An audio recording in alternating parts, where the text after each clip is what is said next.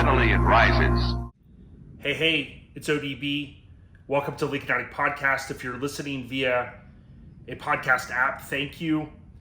Just know that you're going to get an enhanced experience if you check us out on YouTube. If you're on YouTube now, thank you so much for watching. Please, I know this is a little bit longer of a video, but please watch to the end and let me know what you think. I put a lot of time into this one. And speaking of this one, in this episode, we're going to talk about the history of Ford's Magic Skyway that appeared at the 64-65 World's Fair. And one thing that's important to me, as you would imagine on Lincoln Addict Podcast, is the tie-ins to Lincoln Continentals. But before we get to the actual Magic Skyway, I want to spend a little bit of time in this video kind of talking about where the idea came from for the Skyway, where was it located, who were some of the key folks behind the creation of Ford's Magic Skyway, and then of course we'll get to the meat and potatoes, looking at some of the Lincolns, looking at some of the behind the scenes photos, some of the testing that was done in Glendale, California, and there's some things you may pick up that you didn't know, so stick with us here to the end. Leave a thumbs up, leave a comment, and if you're not already subscribed to the podcast or the channel, please do so. Let's jump into Ford's Magic Skyway. All right, so as I mentioned at the top there, again, Lincoln Addict here. We're going to go into an episode that I've been wanting to do for a while. I'm super excited about it, and we're going to talk about Ford's Magic Skyway. The main reason I've been wanting to do this topic is it was just 60 years ago in April of 64 that the Magic Skyway opened to the public. We'll talk about some of the pre-public opening festivities that went down, and we'll talk about a lot more. And it's primarily because the fact that the Lincoln Continentals were tied into the overall plan, being that it was a Ford sponsored project. So we'll talk more about that. I want to thank our title sponsors, DVS Customs. I often tell you, if you're looking for Lincoln parts, whether it's a resto mod or something maybe even more along the lines of what a purist is doing, go to dvscustoms.com and go under Shop Lincolns. You're going to see that he makes a lot of different products, and some of the products might appeal to you, like the window switches. If you've got window switches that can't be rebuilt, or maybe you want to kind of modernize a little bit, certainly check out dvscustoms.com. Air suspension, that's what I run on my 64, which I love. In addition, my favorite wheel company of all time is Colorado Custom Wheels. You can go to coloradocustom with no s.com, and you could go under the premium wheels and check out their Lincoln replica wheels. They're the only ones out there that are manufacturing these billet style wheels that look exactly like the wheel covers, also known as the hubcaps. If you want to do custom engraving or the floating centers, as they're often referred to as, hit up Michael and team. You can email them right from the website, coloradocustom.com. Now, on this episode, I'm not going to go into the normal banter, if you will, at the beginning, where I cover some of the different Lincoln Life updates. However, I do have one breaking news item. And Kelly McClure at Lincoln Mercury Old Parts Store, she has been posting updates via social media with some of the upcoming changes and the strategy change. So if you're looking to get parts, maybe too late by the time you hear this, but certainly check them out. Don't really know what the overall plan is for Kelly and team, but she released a very clear video that helped to explain some of those upcoming changes. So I think that is, a little bit of insight to where their mindset is. But also the big piece of that, too, was that she announced John Cashman is back. So John also made an Instagram post, The Lincoln Man on Instagram.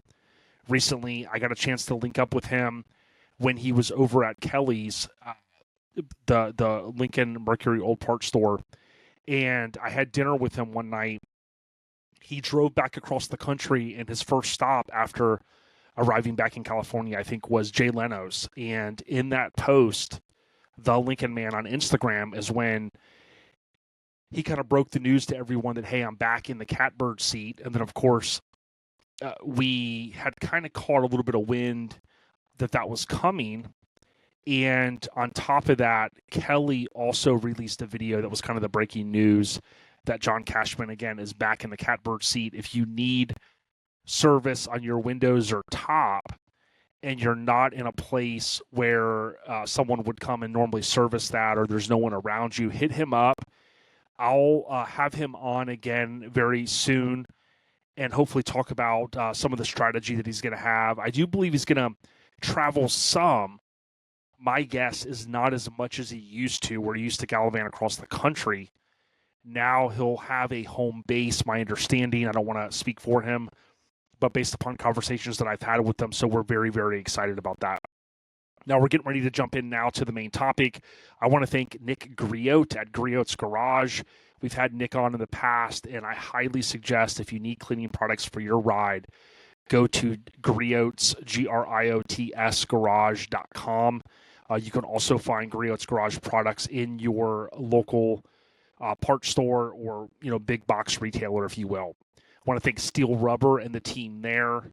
Family-owned business, STEELE rubber.com. Hit them up for all of your weather stripping needs.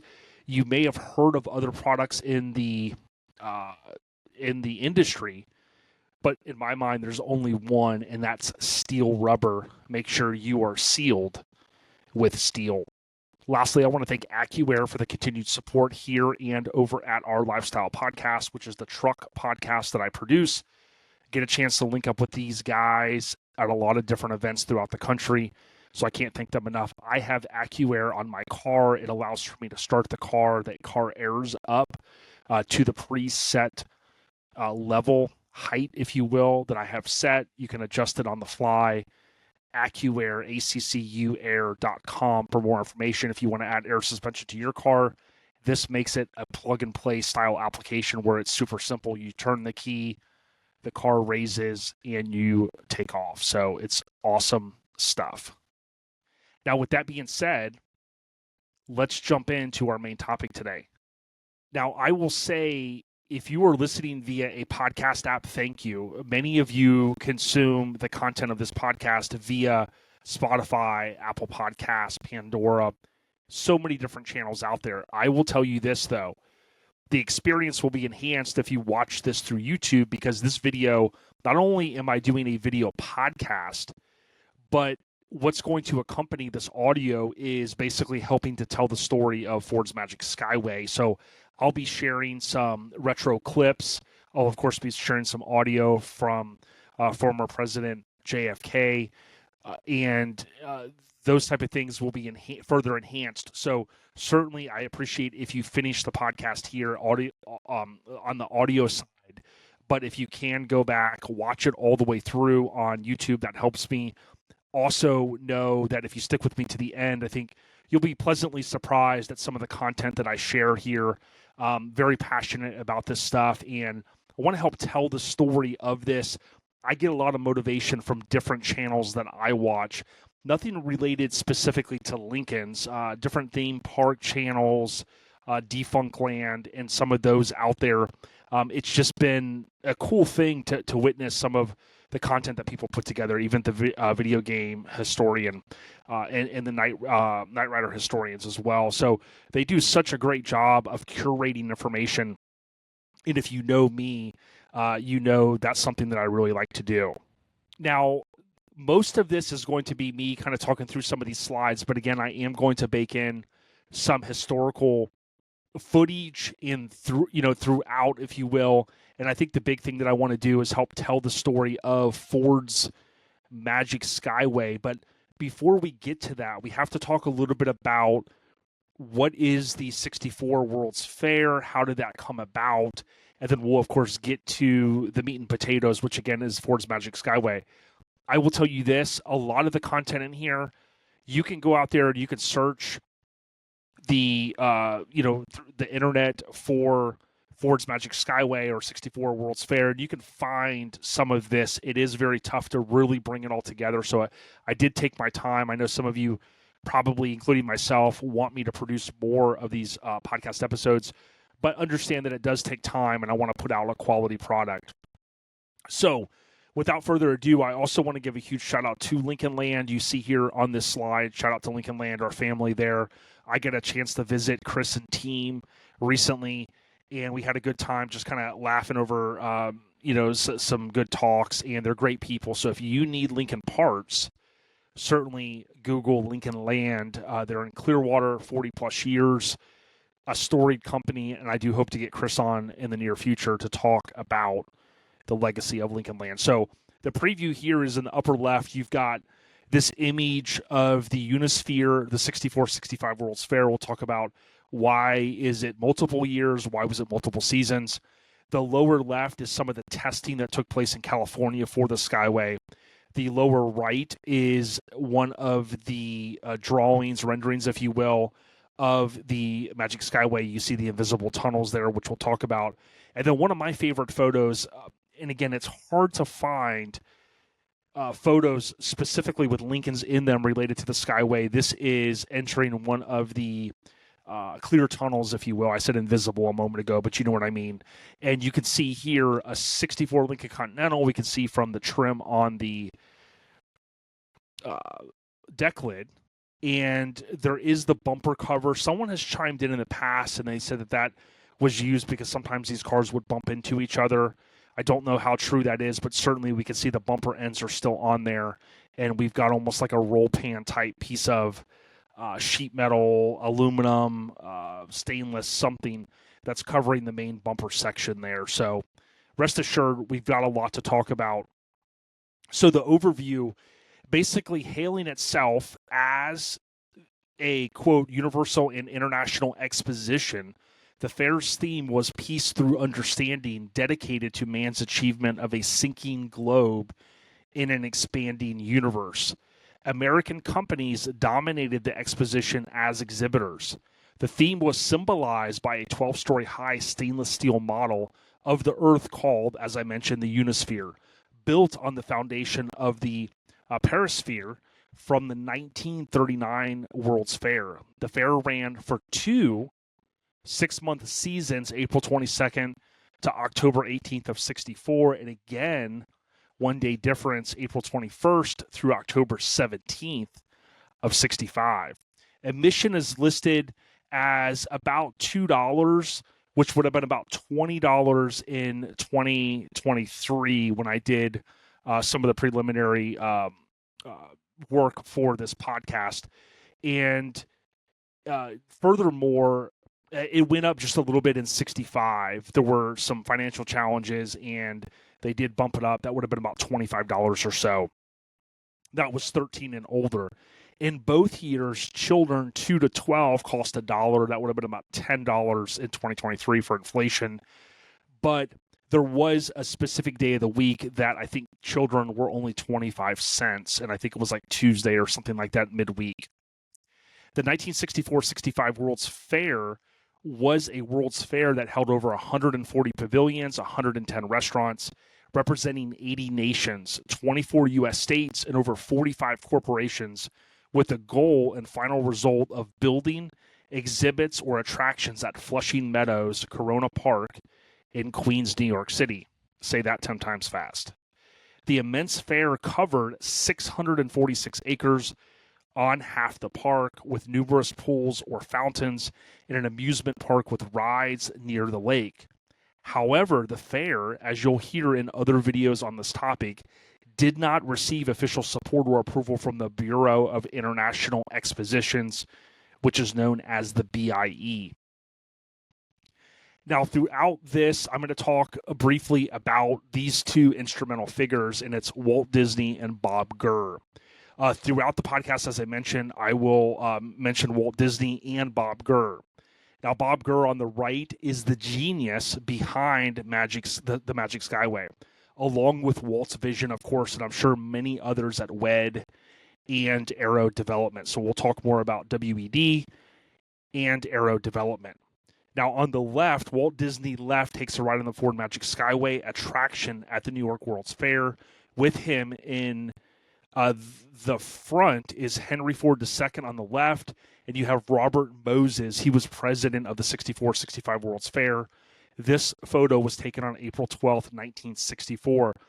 you can go down the bunny trail of Robert Moses. He ended up passing, I think, in the early 80s, and he was kind of known as, an individual that maybe wasn't well liked.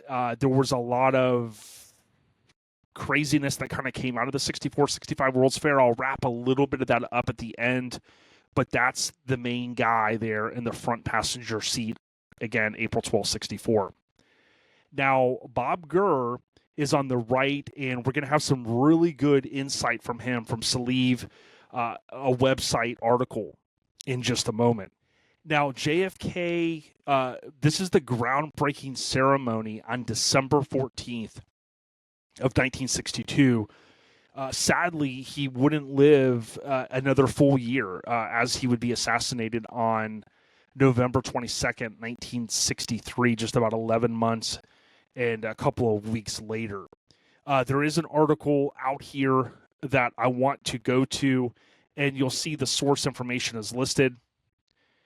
Now, in this NYWF, which stands for New York World Fair, and then 64.com, it talks a little bit about the specific information that I'm covering here, and I want to play this audio for you now. Remarks of the President at the groundbreaking ceremony for New York World's Fair. From New York City, New York, December 14th, 1962. Mr. Mayor, Mr. Winston, Mr. Moses, Mr. Scrivane, gentlemen, I want to express my great appreciation to all those of you who've been connected with this fair. With Mr. Moses, who's been working so hard to make it a reality, Mr. Winston, who's been working on the American exhibit, the mayor, who's given it his close sponsorship since it began, and all of you, particularly those of you who are building it.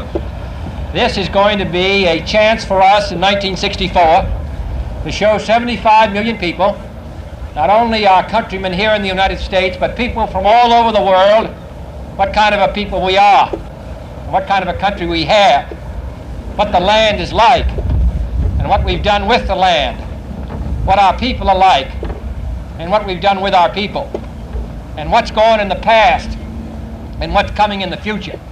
That's what a World Fair should be about. And the theme of this World Fair, peace through understanding, is most appropriate in these years of the 60s. I want the people of the world to visit this fair and all the various exhibits of our American industrial companies and the foreign companies who are most welcome, and to come to the American exhibit, the exhibit of the United States, and see what we've accomplished through a system of freedom. So we begin today with this ceremony. We'll begin again in April of 1964, and we'll show what we've done in the past, and even more important, what America is going to be in the future.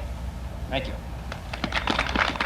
Again, that is remarks we can see here at the groundbreaking ceremony for the U.S. Pavilion at New York World's Fair on December 14th, 1962 by JFK. Now, this newsletter here, there's some more information. Volume 1, number 7, December 20th, 62 newsletter. That's where this image comes from here. And there's various images out there, including the NY World's Fair 64. Now, I also want to play this. So basically, you fast forward, give or take, 4 or 5 months, and we end up with the countdown clock. So if you remember what I shared earlier, that the fair opens in April of 64, but 1 year prior, 365 days prior, we have the groundbreaking ceremony, we have the countdown clock that's set. So let's listen to this. Okay, so I can't play this because for some reason someone has a copyright on this, but basically JFK mentions that just a few months prior, in the audio that you heard a few moments ago, in December, he had spoke at the groundbreaking ceremony, and then basically here he was reinforcing that he was going to be back in 365 days, which unfortunately never happened because of his assassination. And he talks about this is where we hear the 75 million, which was a key number. You'll hear sometimes 70, or you'll hear, in this case, 75 million. That was the projected number to make a profit, or possibly to even break even. But I think that was at the profit point. JFK also thanks the folks for basically pulling this all together and their efforts. And then what he does here is he starts the countdown clock, which was a key piece of this audio, where he mentions, of course, in 365 days, the fair would be opening. And again, of course, unfortunately, he was assassinated later in the year, November of 63, as many of you know. And note, in both of those audio clips, he mentions 75 million. And when you look back at some of the other videos that other folks have produced, basically 70 to 75 million is what they had projected to really be able to turn a profit. And that's what they had hoped for. Now, engineering the Magic Skyway. So in preparing for this podcast episode via Lincoln Addict Podcast, an On the Rise media production, I came across a Popular Science issue, November, ironically, of 1963. This Popular Science issue has an interesting article about Ford's Magic Skyway. Although brief, it does help to draw some excitement for the upcoming attraction at the World's Fair in April of 64. You can imagine this was put together essentially before JFK's assassination, and it probably was hitting newsstands about a month prior to that, give or take mid to late October. This is available on vintage Disneyland tickets, and again, you'll always see the source below. We see 4 convertibles on the right in this image at the top, including a Lincoln Continental convertible, kind of a rare photo. And again, it's tough to find photos of Lincolns as it relates to the Magic Skyway, but I think I pulled together the best of them. This is at WED Winter Enterprises in Glendale, California. We also see the drive wheel system developed for this attraction, as well as the model for the Ford Pavilion. So we see the drive wheel here. This is kind of a revolutionary system that we'll hit upon in a moment that helps to basically propel this ride, if you will. And it is used, of course, on other attractions. And then on the right, we have a scale model of the Ford Magic Skyway, which is a key thing. Whether you're storyboarding something or something like this that Walt Disney was so fond on, you have to put together the scale models to kind of understand the scope and the work that has to go in to create such an attraction. Now, the Sleeve article goes on to say Gurr's reputation. So we're talking about Bob Gurr and, of course, the Magic Skyway as a design genius began when he helped create the miniature Autopia car ride in Disneyland in the mid-1950s. It blossomed in the late 50s when he played a huge role in developing a monorail, a submarine voyage, and the Matterhorn mountain bobsled ride, managing to finish all 3 so that they all debuted on time June 14th, 1959 in Disneyland. But Bob Gurr would gain legendary status for his work at the 64-65 World's Fair, in particular his contributions to the Ford Magic Skyway attraction and the rapid development of audio animatronics in General Electric's Carousel of Progress, and great moments with Mr. Lincoln in the Illinois State Pavilion. If you take a close look at the Matterhorn, Gurr explains, it has little rotating drive wheels at the crest of the hills. And this was a new invention by Aero Development, which meant if the roller coaster car was going a little bit too slow at the top of the hill, these rotating wheels would boost the car ahead. Or if the car was going too fast, it would slow down, and that's why we call it a booster brake. You wanted the roller coaster car never to stop at the top of the hill. Now, furthermore, Bob Gurr goes on to say Walt was in a conversation in Detroit talking to Henry Ford II and discussing how we're going to move people through a show, and we're going to use cars like the Ford Motor Company did in the 1940 World's Fair, where they drove people. And Walt tells Henry Ford, quote, well, we'll just automate it. we'll just have the cars automatically run. And Henry Ford says, how are you going to do it? And Walt says, quote, oh, well, we'll do it with the booster brake system we have on the Matterhorn. Quote, Ford doesn't know what he was talking about. And then Walt comes back here and says, okay, Bobby, you're going to work on the Ford ride. I told them you're going to use the booster brake, so get started, end quote. The Ford Magic Skyway consists of actual Ford vehicles that we'll talk about moving along at a steady pace on a continuous track throughout a time-traveling attraction that took guests from the Jurassic period to a glimpse into the future. Featured during the journey were a variety of audio animatronic figures, ranging from cavemen to huge, menacing-looking dinosaurs. Passengers in a new Ford automobile look at one of the many dinosaurs dioramas inside the Ford Magic Skyway. Now, according to Gurr, the booster brake system was a logical way to go. Quote, Ford immediately started working with us, he said.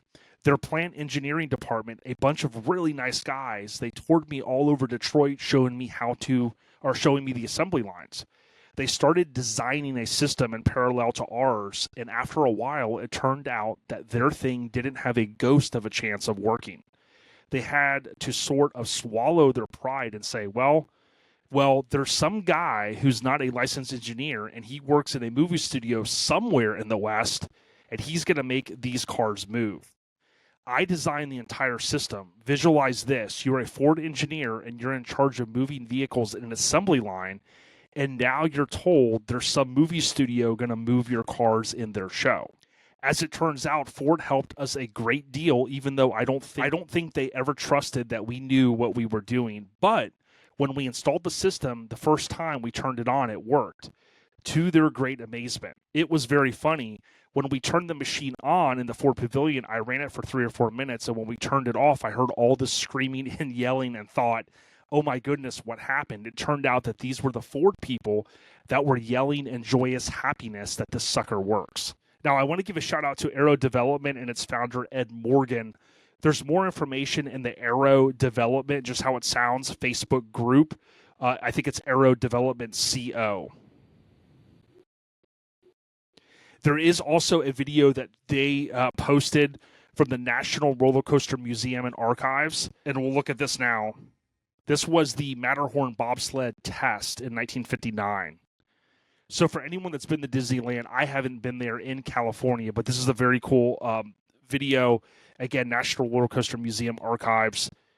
And since we were talking about the Matterhorn and some of this was pretty cool. And you see the speeds get way higher if you watch this entire video than the actual ride ever does. I think it gets almost the 50 miles per hour. I think 48, 49 miles an hour, something to that effect. So a pretty cool video. Now, Aero Development Dynamics. So I gave you a little bit of insight there, and I mentioned them a moment ago. The following is a sample list of amusement rides manufactured by the now defunct Aero Development and Aerodynamics. The company changed names and ownership 4 times between 1945 and 2002, operating as Aero Development from 1945 to 1981, Aero Hus from 81 to 84, and as Aerodynamics from 86 to 2001. The remaining assets were purchased by S&S on October 28, 2002. In November 2012, the gentleman's name, Sensei Co. Limited, acquired controlling interest of S&S and renamed S&S Sensei Technologies. And that's according to different resources out there, including Wikipedia. Now, I'm not going to go through the whole entire list here, but what I will show you is you can see the Matterhorn there, 1959. If you look at all of these rides, so many of them you're going to know. I've ridden on some of these at different theme parks throughout the world, and it's super cool to think, if you did not know how much history was behind not only the Ford Magic Skyway, but you think about Aero Development and all of these different rides that they developed.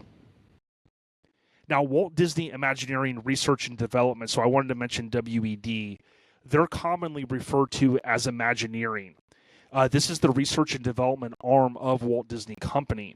They're responsible for creation, design, and construction of Disney theme parks and attractions worldwide. The company also operates Disney Live Entertainment, and the Muppet Studio.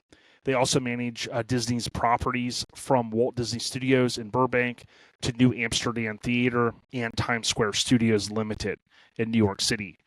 They were founded by Walt Disney to oversee the production of Disneyland. It was originally known as Walt Disney Inc. and then WED Enterprises, the initials meaning Walter Elias Disney.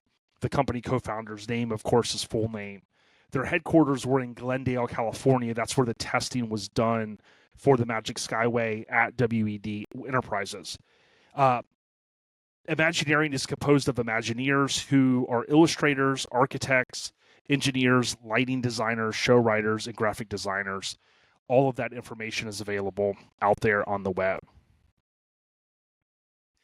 Now, as we move forward with the story on the Ford Magic Skyway, we've got to talk about the location. So, as mentioned, the 6465 World's Fair was at Flushing Meadows, Corona Park in Queens, New York City. That's a mouthful to me. When I would see the photos and the trees and things like that, I would never really think New York City. But when you think about it and you see this angle that's on the right, you see the Unisphere there, but you see the bustling city behind it from that angle. Now, if we take a look at how it looks currently, you could, of course, go out there. This park still exists. And if you go on Google Maps and you type in Flushing Meadows, Corona Park, this is a place I want to one day visit. Some of the remnants are still there, and you can see the Unisphere here. There are some items such as this that was constructed for the World's Fair. And there's a lot more story out there in different videos if you want to learn more about it in terms of why this location was selected, what it was before it became this particular property that we're looking at, and so on and so forth. The Rotunda. So the Ford Wonder Rotunda and the Magic Skyway, if we look at the concept here, very similar to what we saw earlier in the magazine article, basically this is the concept. Here we see Walt, and I think that's Henry Ford II, looking at the concept. And then this is the reality. So this is on the left, the exterior of the Ford Magic Skyway ride at the 6465 World's Fair. And then on the right, you see an aerial view of the Ford Motor Company Pavilion. And then this is the reality. The one thing I wanted to mention, the Rotunda, the Ford Rotunda, not to be confused with what we're talking about here, the Wonder Rotunda. To me, it's eerily similar. For those that do not know, the Rotunda burned down in November of '62. So there's a whole story out there. I plan to cover that in the future. But I know these buildings do not look exactly the same. I know you're probably thinking, hey, they don't look remotely the same. But to me, they kind of do. It's eerily similar. You've got the round structure, of course, and we'll learn a little bit more about the structure here in a moment. Now, there's some really cool videos and photos out there. There's a Gorillas Don't blog that I found this and others on. And this is Welcome to the International Garden of the Wide World of Ford. These are some super cool images from that same blog. Looking across Grand Central Parkway, we see an awesome view of the Ford Pavilion. The vast rotunda is surrounded by 64 100-foot pylons resembling some strange alien skeleton. In the curving hamster habitrail, several of the converted late model Fords glide smoothly toward what I believe is the end of the Magic Skyway ride. Most of you have already are already aware that the ride system became the basis for Disneyland's People Mover. So this is a direct quote from that site. And if you did not know, that's my understanding as well, that this ride basically was the preface for what we know as the People Mover. What's interesting here is you can see all the old cars. Of course, they weren't old in this time. This looks like a Cadillac, ironically. But it puts it in perspective because I had never seen images from this angle. And that kind of shows you how close it was to the main freeway, or interstate, if you will. Concepts and illustrations. So Wheels Through Ages. These different illustrations I've been able to find, and they also tie directly into Lincoln's. This one here is color corrected. But one thing to note is when they were designing this, if you take a look, you're going to see the remnants of what appears to be a 61 Lincoln Continental convertible, of course, from behind. And we can tell that from the different trim that's on the back of the car. This is a super cool one referred to as Space City. It's highway in the sky, and it's basically kind of the view of the futuristic city. Again, these are concepts, and you can see a Lincoln there cruising along, 61, 62, if you will, for the most part, rear end. This is a cool one. This appears to be a coupe. So, of course, I've saved this one over the course of the time. I do not know who illustrated this one, but it's kind of neat. Again, you see the rear end of the car, 61, 62 feel, and we see the prehistoric area of the Skyway. And, of course, you've got a Lincoln that undoubtedly only has 2 doors. Here's the model of the primeval Earth diorama, say that 10 times fast, in the Magic Skyway ride. This is, of course, is the concept, and it's color corrected. You see the convertible cars here. So they knew early on what they wanted to do. So pre-64, 65 World's Fair, so some of the activities. So Ford Mustang, opening day of the 64 World's Fair for public was, as I mentioned, April 22nd, 64, but many attractions had invitational special openings. Disney and Ford scheduled a special national press premiere for the Ford Pavilion on April 12th in the hopes of creating some publicity and excitement for the attraction. Walt Disney himself arrived in New York on April 10th, which provided him enough time for a full run-through of the attraction. We all rode through it with Walt in one of the Lincoln convertibles. Of course, he's not sitting in a Lincoln convertible here. He was still critiquing, particularly in the prehistoric area, but when it came to the unload area, he was mighty pleased with the results the fellows had accomplished. He told us that he thought it was going to be a really good show, end quote. That was enthused Don Edgren, the WED project engineer for Ford.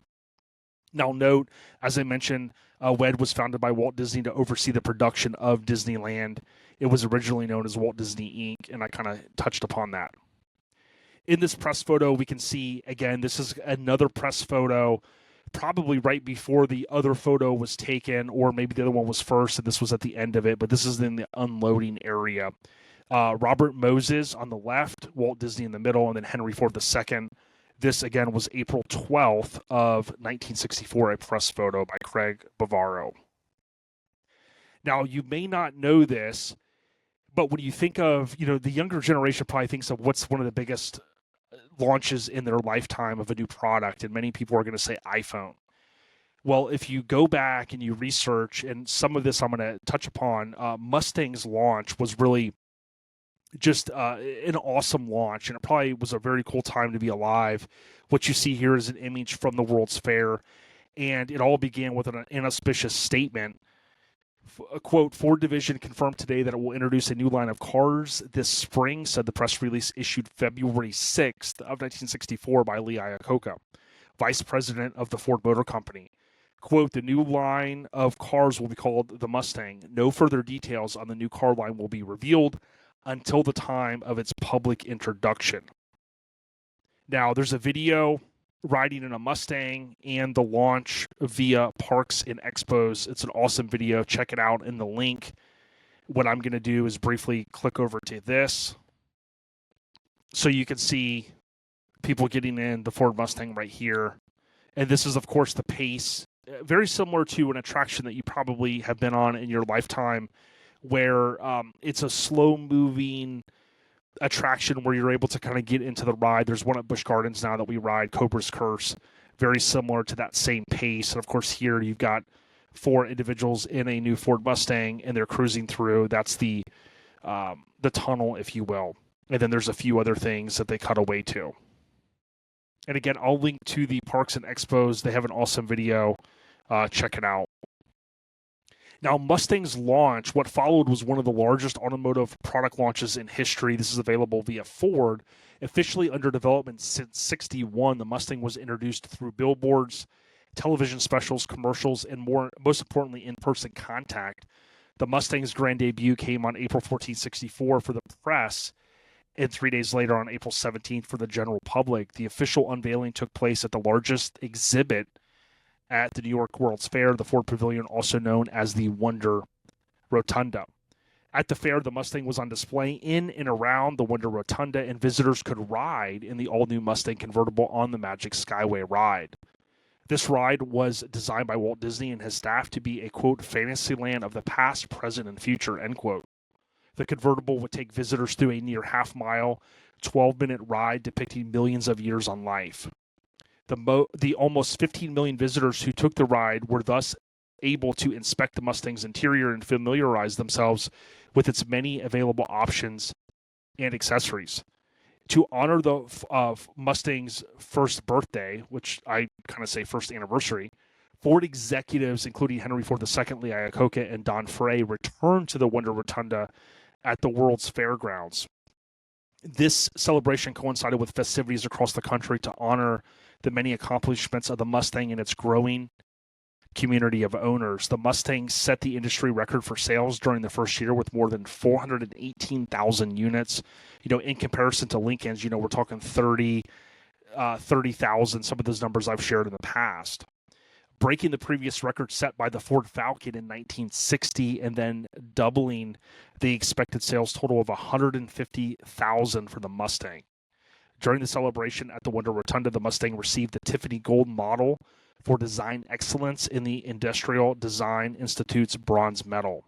The Mustang was the only car honored by Tiffany and one of only 4 honored by the IDI. The Mustang's astounding success was not just due to the historic grand entrance and marketing campaign, but also the car's affordability, performance, innovative look, and spirit of fun and freedom. The base model of the Mustang began at $2,368, making the first pony car accessible to many drivers. Multiple available options and accessories allowed the Mustang to be upgraded towards sportiness or luxury depending on the owner's desires. The tradition of broad appeal, sportiness, and accessibility has not only helped the Mustang thrive for the past 50 plus years. With over 10 million Mustangs sold, it has made it an enduring American icon. So those are some of the pre-64 World's Fair festivities. Let's get on to the meat and potatoes, the Ford's Magic Skyway. The Ford Motor Company introduced the Ford Mustang, as I mentioned, to the public April of 64. The Ford Pavilion featured the Magic Skyway ride, which we're going to talk about now, in which guests rode not only in Ford, but Mercury and Lincoln convertibles past scenes featuring dinosaurs and cavemen, concluding with the futuristic landscape. We saw some of those renderings. The vehicles used were the Mustang, the Galaxy, the Thunderbird, the Falcon, the Mercury Parklane, Mercury Comet, and my favorite, the Lincoln Continental. After the fair, the audio animatronic dinosaurs would move to Disneyland, becoming part of the Santa Fe and Disneyland Railroad Primeval World diorama in 1966. While the vehicles were collected by Ford, they were sent to the Dearborn headquarters, where employees, believe it or not, if you did not know this, they were able to purchase the cars used at a discount. When the fair opened again in 1965, all new vehicles were again used as convertibles only. So these are some of my favorite photos that I've gathered. For its pavilion at the 64-65 World's Fair, the Ford Motor Company brought in Walt Disney, as we talked about, to design a, quote, unique and memorable entertainment adventure, end quote, that would outshine its competitors. This became the Magic Skyway ride, in which guests sat in Ford convertibles through a Disney-designed show. To test the ride track system, Disney Imagineers, as I alluded, first built a prototype track. This was in Glendale at WED's headquarters. Here we can see 4 Ford Lincoln vehicles, and in the back we can see a Lincoln Continental, which at this point it does look like a 63. Here we see a 61 Lincoln Continental convertible being utilized for testing, and Walt Disney operating the control panel during testing for the Skyway. This is like circa 62, 63.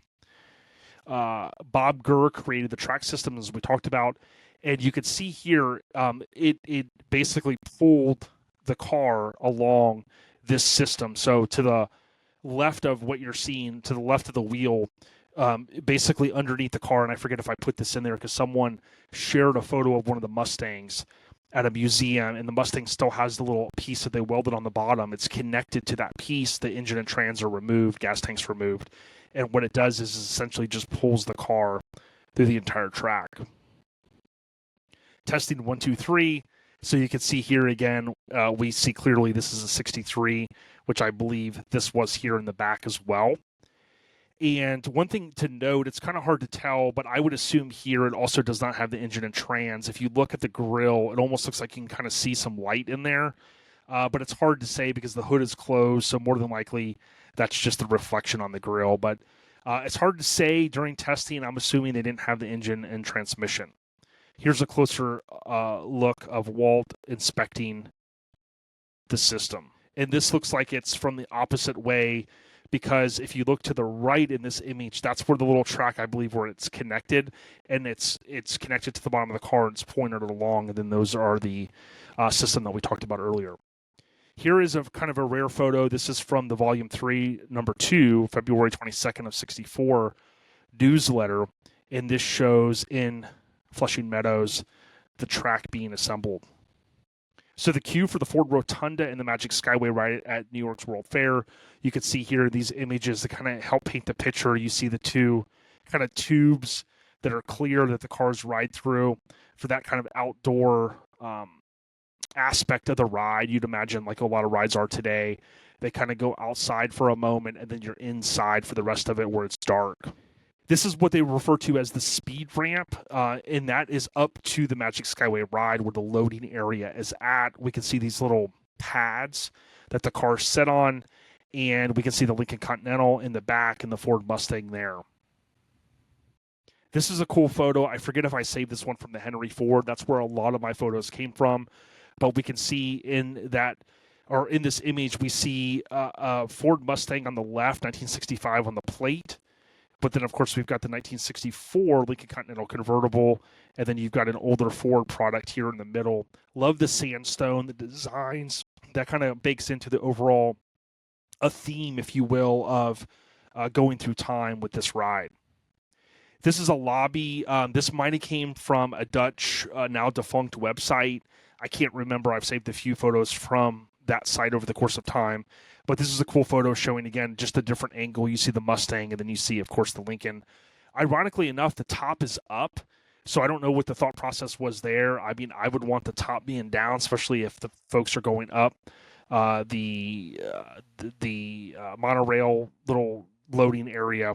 What did I call it a second ago? The speed ramp. They'd be able to see inside the car, so I don't know what the thought process is there.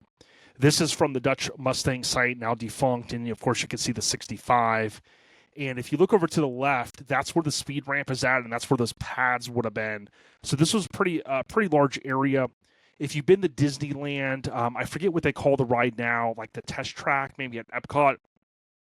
There's an area that when you exit the ride, I think now it's sponsored by Chevy. And there's a bunch of Chevy vehicles and their sales folks and things like that. To me, that is that same kind of concept.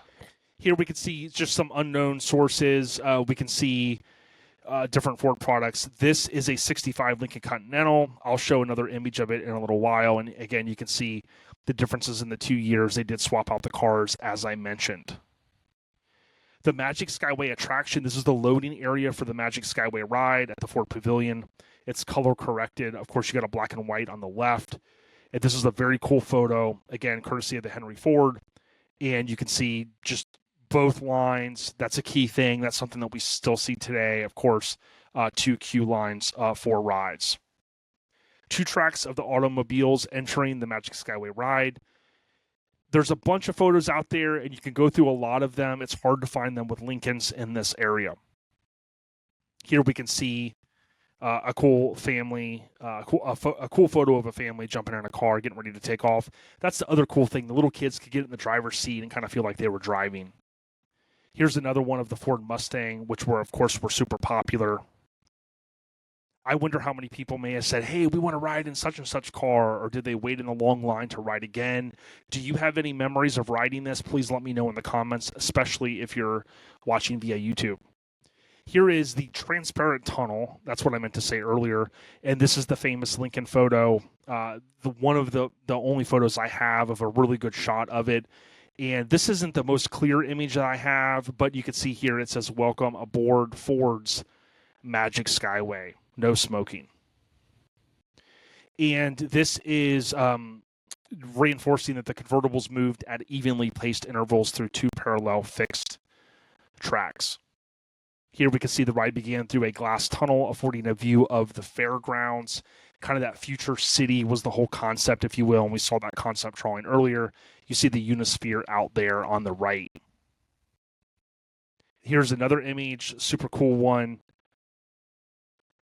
from a different angle. And this was one, I forget, there was, this is on the Henry Ford. There was someone that had won some smiling contest or something. This is all the ladies in a Mustang. You can imagine the excitement as we kind of talked about how cool it would have been. Jim Clark and Colin Chapman in a Ford Mustang. There's different images out there. This is a cool one that I found. Here's a good image. You can actually see how the car's attached in this little area, and it just pulls it the entire way. Jackie Robinson and Sons in a Ford convertible. Primeval world scene of the Magic Skyway ride. You can see the old school cars, very much like the concept. And of course, you got the dinosaurs long before Jurassic Park. Here is Space City scene on the Magic Skyway. So although I kind of mentioned, with the glass tunnels, this was more of the Space City part of the ride. Pre-opening color image showcasing the caveman area. You can see all the cars, and again, very much how you experience a ride today. You sit in these little cars or these little carts, if you will, and it kind of pulls you along. This is 60 years ago. Space City, I think I showed that one. I might be going backwards here. Okay, Disney history. July 1st, 66, the Primeval World is added, as I mentioned earlier, to the Grand Canyon diorama along with Disneyland Railroad route. The dinosaurs that came to Disneyland were originally part of the Magic Skyway, as we kind of talked about, so that's kind of a cool thing. This is a rare image that I found of a Lincoln. It's hard to tell if it's a 64 or 65 because they have such basically the same interiors in a lot of ways. But it's a cool image of a guy and his lady watching one of the little scenes going down. Now, for those that did not know, on March 24, 2009, a 5-disc box set was released. Walt Disney and the 64 World's Fair is a 2009 5-CD box set compiling of music and audio from Disney's attraction at the 64 World's Fair, and it provides a little bit of information, including the Ford Magic Skyway. There are some videos on YouTube that will play the entire presentation of what the folks would hear over. I don't think it was the car audio system. It kind of maybe felt like that, but it was what they heard overall, and it's pretty cool if you want to check that out. So in closing, a few things I'll share is this program is something that I own, which is considered Lincoln Mercury Treasury of the World's and New York attractions. It's kind of a smaller one, so when I first bought it, I thought it was going to be a little bit larger, but you can see on the right, I'm holding it, and you can see the little scan that I did. The Lincoln Mercury Treasury of the World's Fair and New York attractions is presented by your Lincoln Mercury dealer, who invites you to visit the New York World's Fair and discover the new adventure of Walt Disney's Magic Skyway at the Ford Motor Company Wonder Rotunda. Here you can see in this image, the reason why I shared it is it looks like there's a Lincoln back here, a couple Lincolns, possibly those two, but this right here in the foreground, you can kind of see more of a 63, 64 look. That's why I had to have it. Also, the Continental magazine, this is a February, March of 1964. They have the greatest World's Fair ever on page 1, and then you had this same little image. They showed the Wonder Rotunda. So a little bit of a write-up, of course, as you would imagine, for the tie-in. In addition, this is something in my collection. This was the actual 65 that I showed earlier, Continental on display. Of course, that would have been April to October of 65, that second season. This was made by Federal Paperboard Company, and after I had purchased it, years later, I had noticed where it actually mentioned this was the car at the World's Fair. So I want to wrap this up. Numbers and reception. The 64-65 World's Fair featured more than 140 pavilions, 110 restaurants, and some 45 corporate exhibits. It attracted more than 51 million visitors. Of course, that was way less than you heard JFK, rest in peace, say at 70 to 75 million. It spanned 646 acres in Flushing Meadows Park in Queens, New York. The event was considered a pinnacle of mid-20th century American culture and technology, as you would imagine. The fair is noted as a showcase of the mid-20th century American culture and technology. And you think about the space age, the Vista of Promise, basically was all presented there. More than 51 million people attended the fair, though fewer than the 70, and I think we heard JFK say 75 million anticipated. It, like its 1939 predecessor, the 64 World's Fair lost money. It was unable to repay its financial backers their investment, and it became embroiled, as I kind of alluded to at the beginning, in legal disputes with its creditors until 1970, when the books were finally closed. Here's an aerial view, as I mentioned earlier, of some of the remaining structures. This was a photo back 20 years ago, though. Flushing Meadows, 2004. You can see the ruins of the Unisphere as well as the Pavilion. Just like the New York Second World's Fair, the 39, technically 40, because they had 2 seasons. The first was held in 1853 to 54. The event failed to be certified by the BIE, as I mentioned earlier. Its rules stating that only one expedition be allowed per country every 10 years. Seattle had just hosted one in 62. That's where we get the Space Needle from. And that rent could not be charged to exhibitors, something the fair organizers felt was necessary to turn a profit. Going back to Moses wanting to be kind of the shrewd businessman that he was, in my opinion. The event ran for 2 separate 6-month periods, as we alluded, over 2 years, another violation of the BIE, which states an official World's Fair can only last 6 months total. Robert Moses, put in charge of the 65 World's Fair by its organizers, flew to the BIE headquarters in Paris to state New York City's case at the time. Unaccustomed to being told no, Moses then burned any proverbial bridges left with the BIE, expressing his disdain for the organization to the press. The feeling was mutual. After Moses' comments, the BIE officially requested that all member nations not participate in the fair. The USSR, most of Europe, and even Canada declined to participate as a result, the organizers then turning to tourism organizations to help fill the gap. One of the nations that did participate, Indonesia, ended up having its pavilion seized, shut down, and barricaded after the country removed itself from the United Nations in the middle of strained international relations. Moses was not only spokesman of the fair, but a financial stakeholder of sorts as well. Flushing Meadows, Corona Park, the site of the fair, was one of Moses's many urban renewal projects in the 1930s, converting it from a tidal marsh and a garbage dump into a massive public park. Moses hoped the 65 event would bring the revenue necessary to finish his vision for the park, but at the end of the first session, the fair was on the verge of bankruptcy, with its organizers using the 1965 advanced sales to help pay off the first year. Despite the financial troubles, the fair still managed to last the full 65 run. Unhealthy bottom lines and a lack of international support or certification aside, the event was still pretty awesome. With time, it has become a time capsule of sorts for the 1960s, giving an incredible look back to what a future-loving corporate America thought its customers would love and what the country thought it would one day become. As for getting into the futuristic fair, though, New York City still wanted you to arrive by good old-fashioned subway.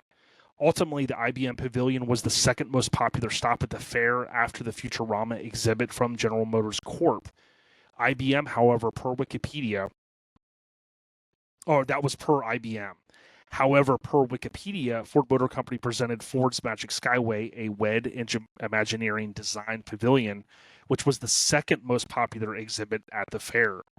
Featured 354, 64, and 65 Ford Mercury Lincoln convertible vehicles with the engines, transmissions, and gas tanks removed, including the all-new Mustang and an early prototype of what became the People Mover ride system. So, each slide is credited. I want to thank Big Fancy Car as well, who really pulled together some great information in the past, so I really appreciate it. With that being said, there's always a lot of cool stuff to cover. If you happen to stay to the end and you know anything about the World's Fair for 64, 65, maybe you attended, maybe you had a family member attend, I don't know, maybe you're just intrigued by it like I am, kind of a mid-century modern marvel, please leave a comment. I would love to hear what you think. Let me know what you thought of what I covered. I tried to pull this story together and keep it high level. I know it wasn't a super short episode, but at the same time, it pulled together some of the images that you may or may not have seen, as well as some of the illustrations and some of the concept behind the 6465 World's Fair. Maybe you learned something. If there's something that particularly sticks out to you that you appreciate learning from this video, let me know as well. I love to see some of the things that people pick up on based upon what I cover. I want to give a huge shout out to John at Stinkin' Lincoln for always looking out for me up in the Pennsylvania area. He's a good dude. And give a huge shout out to the Raddies. Again, I couldn't do what I do without my sponsors, my title sponsors, that being DVS Customs. Visit dvscustoms.com for Lincoln parts, as well as coloradocustom.com with no S for the best in Lincoln replica wheels. Stay on the rise, everyone, and thank you so much for consuming either audio or video via YouTube. If you listen to audio, check me out now on video because you're going to much appreciate it. Take care, everyone. Peace.